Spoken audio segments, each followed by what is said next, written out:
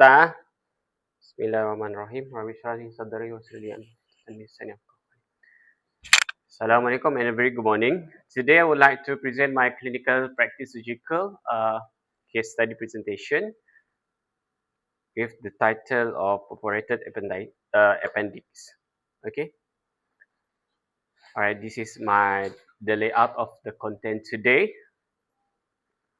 Okay, let's start with the introductions to the appendicitis.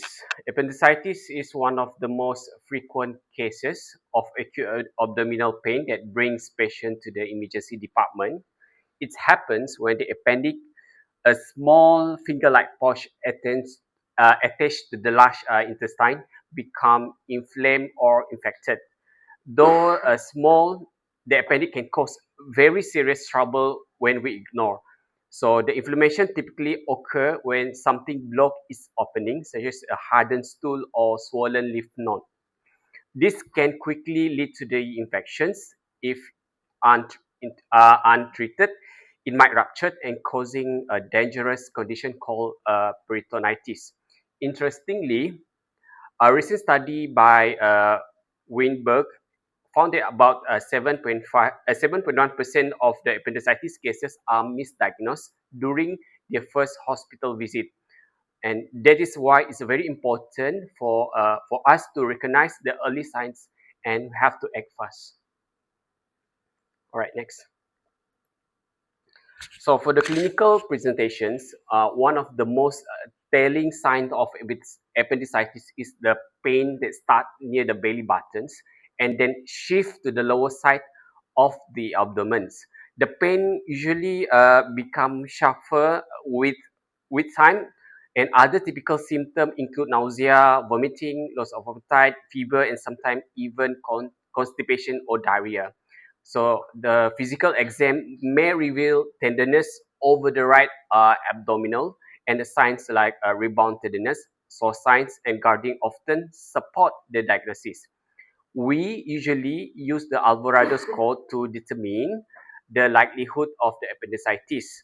This tool adds up points based on symptom, sign, and lab result with a score of 7 or more, suggesting a high chance of appendicitis. For diagnosis and imaging, beside a physical exam, we can run a blood test to check for inflammation. Elevated white blood cell and C-reactive protein are common findings. So imaging play a very crucial role too.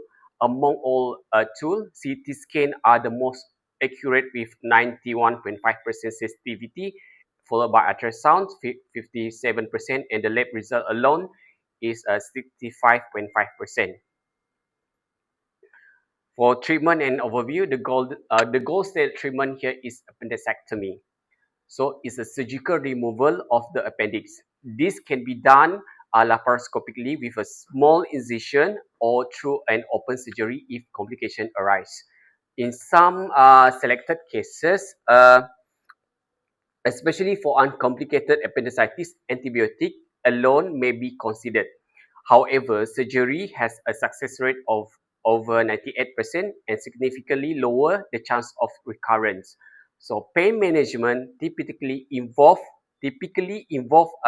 medication like paracetamol, NSAID, and sometimes local anesthesia for a better post-operative comfort. So let's dive into my case introductions. Our patient is 44 years old Chinese gentleman living alone in Kuching. He has quite a complex medical background, including diabetes, hypertension, dyslipidemia, GERD, and major depression disorder. He also a smoker and has a past history of alcohol use. Despite these challenges, he worked full-time as engineer at Sarawak Energy. He lived by himself and managed his daily routine with the help of the rental service. While he doesn't have a known family history of cancer, his comorbidity and lifestyle that put him in a very serious various complication. He came to the ED after experiencing 7 days of abdominal pain that started mildly in the right abdomen. then moved to the suprapubic area, and finally localized to the right iliac fossa. He also had a nausea, vomiting, reduced appetite, and had not pustule for 3 days. His temperature spiked to 99 degrees with chills and rigor. During the physical exam, there was a tenderness and guarding to the lower right abdomen. Both SWAS and obturator sign was positive, and arising high suspicions for appendicitis. His blood results show elevated white blood cell, 14.8 times 10 to the power of 9 per liter, and CRP 157.1 milligram per liter, further pointing toward infections. With this information, he was diagnosed with a complicated appendicitis, likely perforated, and admitted for surgery.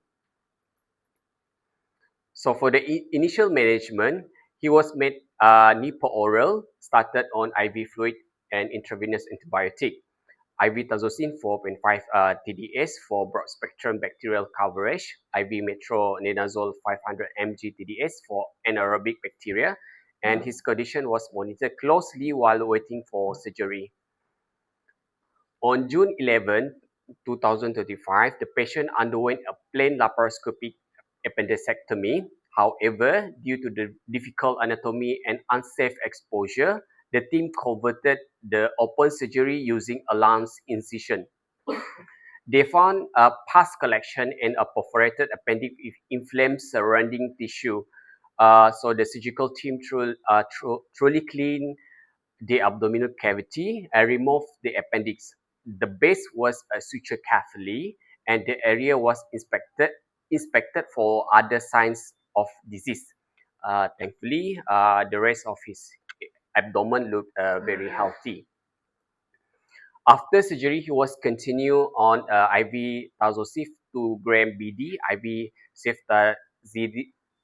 ceftazidime 1 gram BD, and IV metronidazole 500 mg TDS.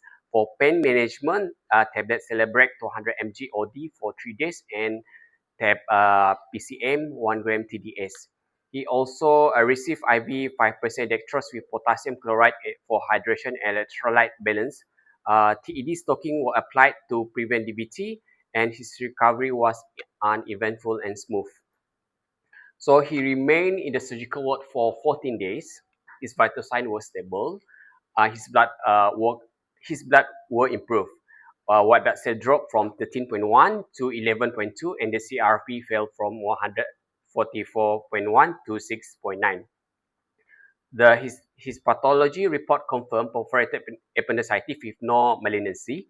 He resumed normal eating, passed stool regularly, and had no sign and wound infections. At his follow-up appointment on July 21, he looked very well, no pain, and his surgical wound healed very nicely. He was officially discharged from surgical care.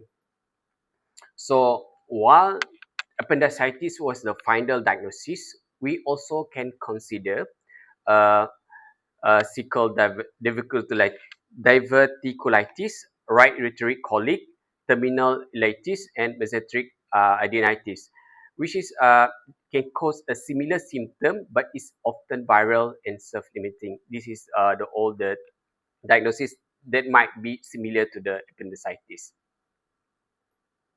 So the conclusion, this case highlight a very important of a timely diagnosis and intervention in appendicitis, especially in patients with a complex medical background.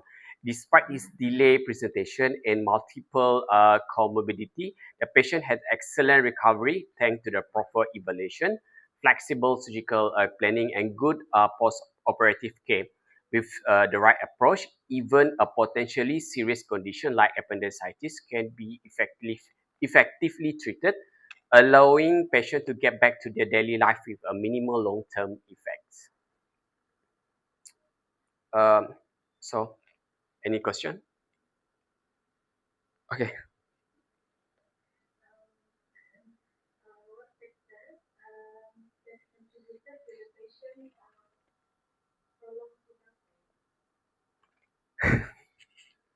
All right. Thank you for the question. All right, for in this case, there are a few things that keep our patient in ward longer than usual. First, he came in a quite long history, 7 day of symptoms. So by the time we saw him, his appendix already perforated. So that's mean more infection, more inflammation, and slower recovery. On top of that, we had a multiple condition, diabetes, hypertension, and high cholesterol, reflux disease, and even depression. So which all affect how well a patient bounce back. We also had a switch from laparoscopic to open appendix to properly clean out the infection, and that alone add extra healing time. So really, it was a combination of late presentation, existing comorbidity, and the more invasive surgery that made his stay a bit longer. And this is exactly why the early detection and timely surgery can make such a big difference, not just for survival, but also for reducing hospital stay and speeding up the recovery. All right. Okay. Next.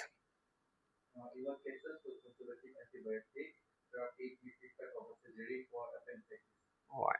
Okay. What conservative antibiotic therapy prefer for over surgery of appendicitis? All right. So not every patient with appendicitis need to be straight go to the OT. If the appendix inflamed but has not perforated, we call it uncomplicated appendicitis. Or sometimes we can treat with just antibiotic. This is especially useful for patients who might not tolerate very well with surgery, like those with heart or a lung problem in the place where surgical resources are very limited. The success rate can be high as 70 to 80%, is what the previous study has been done, which is quite impressive, but there is a catch. There are high chance of appendicitis coming back compared to the surgery. So it's not one size fit all approach.